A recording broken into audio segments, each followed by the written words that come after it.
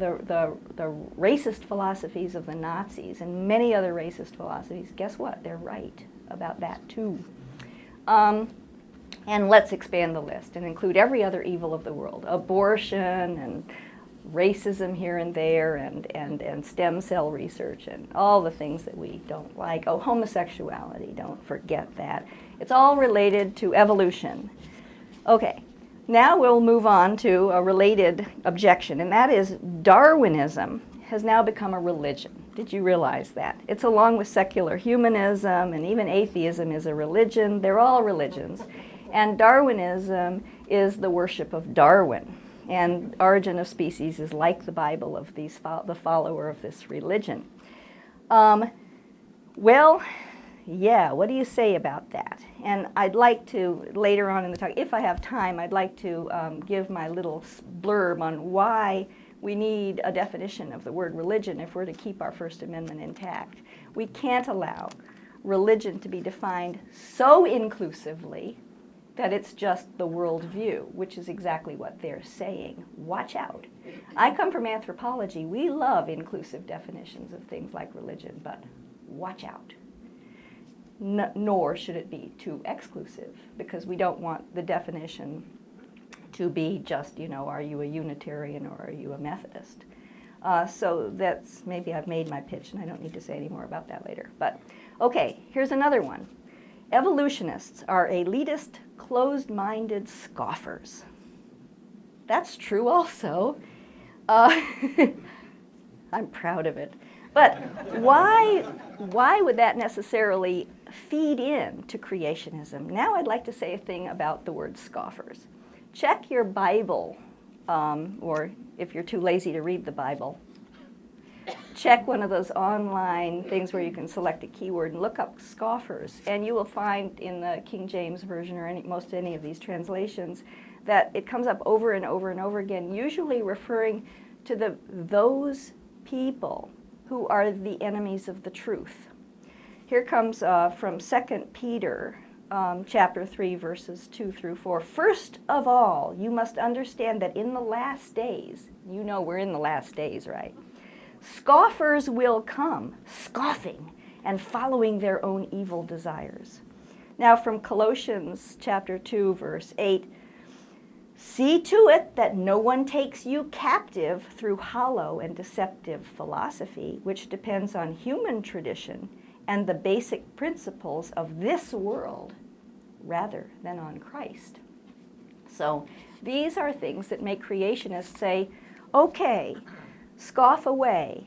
I'm holding my ground because I am a firm and true believer. Okay, now we'll move on to the next objection to evolution. Science in general yields what? Uncertainty. Because everything you do in science is somewhat tentative and waiting for the next person to come up with either affirming or non-supporting evidence. And we know paradigms have changed in scientific tradition, and we expect they will continue to change. And we don't always know that we have it right today, although we think we're like an asymptote approaching some sort of truth, but we're never going to get there. Is that so bad? Never mind. It is bad for people who see the alternative as certainty. In fact, scientists seldom even agree among themselves. We talk about consensus, but let's face it, there often isn't true consensus about many things in the world of science, and who is and who isn't a scientist. As far as I know, there's no membership card out there. Anyway, I'm not in it. So, now we'll move on to another objection to evolution. The evidence is full of flaws. All the evidence out there, even including Sahelanthropus, that I love the fossil of him or her, it is open to some question. You can always come up, as any defense attorney also knows, you can come up with all kinds of explanations. How did this end up here? Or what is it really? Or what could have actually happened?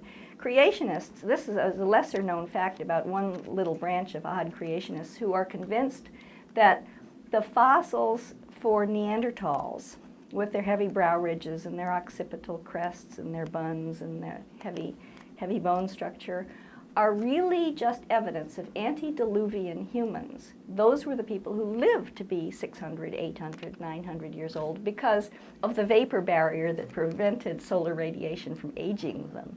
Did you know that? So they will get around all kinds of evidence using this kind of perverse logic. Dating methods are full of errors in their terms because half-lives of isotopes are always open to certain error, and maybe they've changed. In fact, the size of the universe, which we know because of the speeds of light and things, how do you know the speed of light has never changed? In fact, there's one branch of creationists who call this C decay, C as in mc squared, C decay, that the speed of light used to be really, really, really fast, like maybe infinitely fast, but those photons got kind of lazy lately, and they're slowing down to only 186,000 miles per second. So that accounts for how the universe may be perceived to be large, but is in fact not terribly large nor terribly old. The creationists at the one in Santee, California, they're moving to Dallas. The Institute of Creation Research started a program called RATE, Radioisotopes in the Age of the Earth. They love acronyms like that. And they started it a couple of years ago, and they finished it a couple of years later, and they pronounced wonderful results. Now, I don't know. Have you read about this? No. Okay, paleontological studies. Oh, wait, I want to move on to this. Evidence against evolution. Yeah, this is a slide showing another good line of argument that they have. You know, those evolutionists have occasionally made up stuff. Look at this. These are the famous Haeckel embryos here. Yeah, it's true. This guy Haeckel, who wanted to prove that phylogeny recapitulates ontogeny, or what is it? Ontogeny recapitulates phylogeny, kind of manufactured and made up some of this stuff on his embryos. Yeah, that's true.